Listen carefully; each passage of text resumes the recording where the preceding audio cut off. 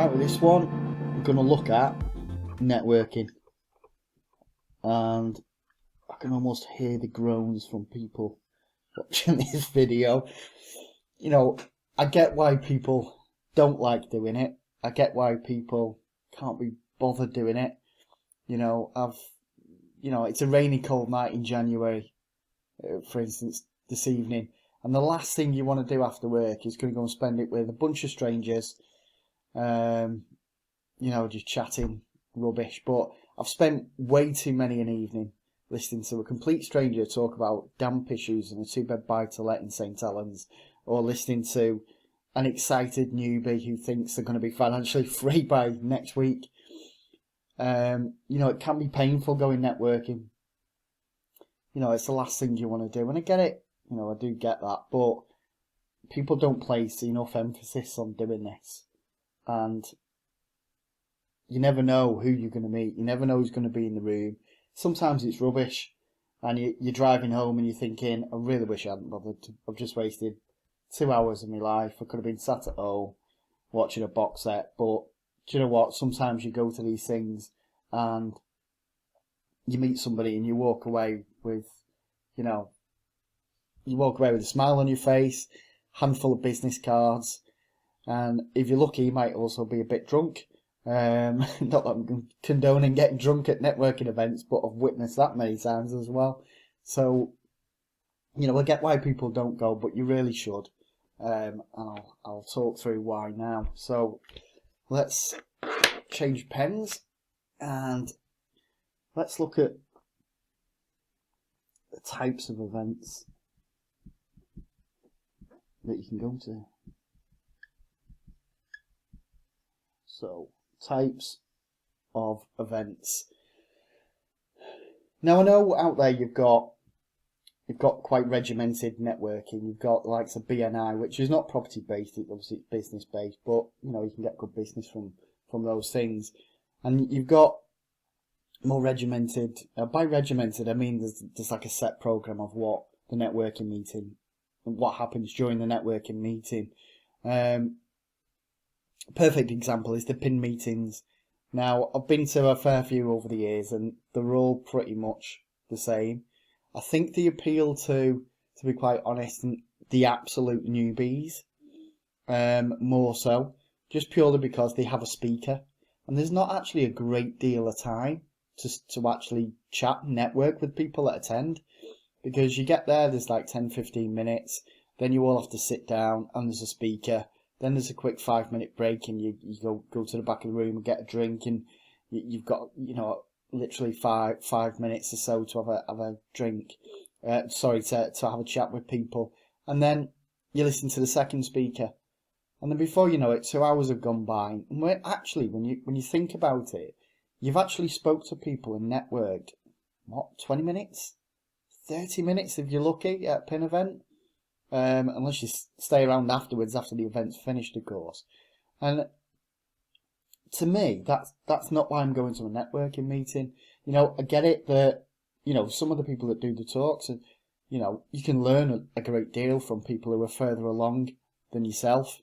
So I get why it appeals to people just starting out, or, if somebody's talking about, a development that they've done, and it's a big development, and you're just looking at getting involved in that.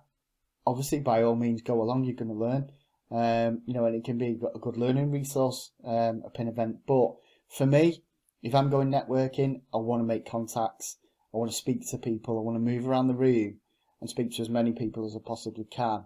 Tell them what I'm doing, listen to them, which is vital, and find out about what they're doing, and just make contacts, because that's the point of networking.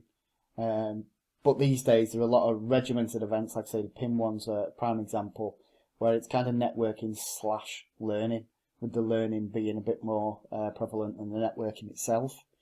So it depends what you're after, what you want to get out of it. But in terms of, this is 20 plus ways to source property deals, we're going to approach this from a sourcing angle and trying to find, deals and trying to find business. So the networking is the thing that we're looking for.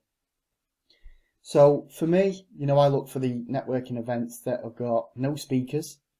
They're usually in a bar, or in an area in a bar, or a back room or something, or a function room, or in a hotel. Sometimes they're less formal, obviously, a little less regimented than the likes of the Pin, and they've got a good, there's a good amount of people that go to them. They're the types of events that I feel personally I've got the most out of over the years. You'll find these types of events by looking on. There's a website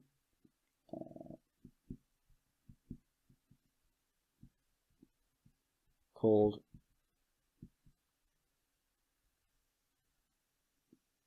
Just Do Property. And there's also a property magazine called YPN, Your Property Network. And in the back of the YPN magazine, they'll have, the next month's networking meetings. And a lot of them will be, the meetings that Progressive do, the PIN meetings.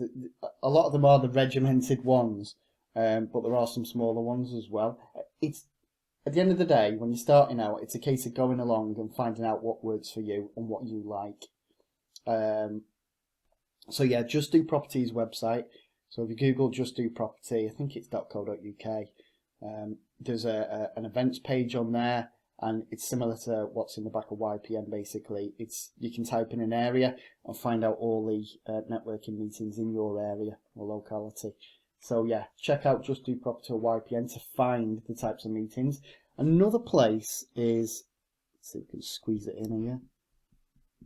It's a website called Meetup. I think it's meetup.com or meetup.co.uk. You'll find it, Meetup. Have a Google. And you can search in your area. You can make an account on there, search in your area for all different types of meetups, essentially, that are just hosted by anybody. So you're more likely going to find a meetup in your area that's a little less like a PIN event, like I was just talking about, and a little bit more like it's in the back of a bar. You can have a drink and meet some interesting people and chat property. So check out Meetup, that's a good resource. So in terms of the actual events themselves, obviously if you're a sourcer, you're going to be interested in these guys, investors. Now, you get all types of investors, but what you do get is you get a lot of people who have got a little bit of money, or a lot of money, and they know they should be investing it somewhere, possibly in property, but they're unsure what to do. So they're just dipping their feet in, they're networking, they're going out there to meet people. So investors are obviously key to any networking meeting, and you will find a lot of investors at different stages. You'll find you'll also come across landlords, experienced landlords who've got, a small buy-to-let portfolio. Maybe they dabble in a few other things as well, like rent to rent. You'll always find landlords at these events. Great source of knowledge, great contact, obviously, just like investors. And it's these people that you want to be honing in on and speaking to. It's definitely, you're making a beeline for these people. Goes without saying, but landlords, what I find, to be quite honest, and it's always a little bit strange, this, is I find that you get a lot of tired landlords going to networking meetings because they're kind of fed up, but they don't know what to do. They don't know whether to just throw the properties on the market, or they don't know whether to keep them and just plod on. And I've had that many conversations with tired landlords at networking meetings. It's ridiculous. You get them bending your ear about problem tenants, rising costs, voids, rubbish agents not doing their job. And you can potentially speak to them, listen to their pain, and get on well with them and take it to another level and arrange a rate. I wouldn't start on a first meeting. If you meet somebody like that, then I wouldn't start saying, well, I can do this, I can do that, I can do it. By all means, tell them what you can do, but, don't go overboard. The soft sell always works quite well. I hate selling. I hate pitching. I hate people pitching things to me, be it online, in person. I just switch off, shut down. I hate it. So my approach has always been the soft sell. So, introduce yourself, find out what all their problems are, go away and have a little think about it, and arrange to meet up with them for a, not at the next networking meeting, meet up with them for a coffee or a pint, a beer, whatever, and go and have a chat and, work out if you can help them out. So tired landlords is another one. Another really common one these days is other sources. Obviously, there's going to be more people like yourself. If you're sourcing property deals, you're not going to be the only sourcer in the room. There was a time a while ago where, I'd go to networking meetings and I was the only one, and people would say, "Oh, what's that? I've heard of that, but what is it?" Nowadays, you can't move at a networking meeting for, bumping into sources. And it's very common, actually, to bump into people from Facebook property groups. It's great to meet up and meet for real in person and see how you can help each other with deals potentially as well. So there's business to be had there through other sources. So, other sources. Investors, landlords, other sources. That's the kind of order I'd go in. What else have we got? So, tactics. Now, a lot of people go into a networking meeting with an idea. They want to come out with so many business cards, or they want to meet, a specific type of person. And do you know what? I'll tell you now, I've been doing this for years, networking all over the UK, and you can't plan. You never know who's going to be in the room. Just take it as it comes at the end of the day. But one thing you can do is listen. People at networking meetings like talking about themselves. They like talking about why they're there, what they're doing. If you listen to somebody for 10 minutes and they're talking away and telling you all about what they're doing, what they're trying to achieve, or the reason they're there, if you listen to them for 10 minutes, guess what they're going to do? When that conversation, when they've finished talking, comes to an end, they feel obliged. They feel obliged to then listen to you. And they will listen because you've stood there attentively listening to them, and they will listen to you. So don't be the person that barges up to a group of, a couple of people and starts telling everybody what you do. Be the person that listens. Be the person that listens first and talks second, yeah?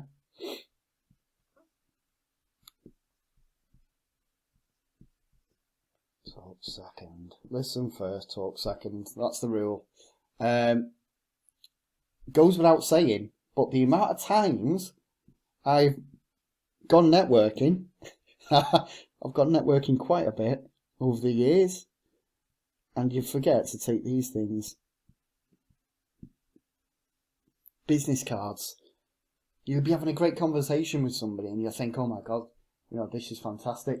And I remember in London, probably about a year or so ago. Yeah, probably about a year. Well, yeah, a year or so ago. I was at an event in London, and I was talking to a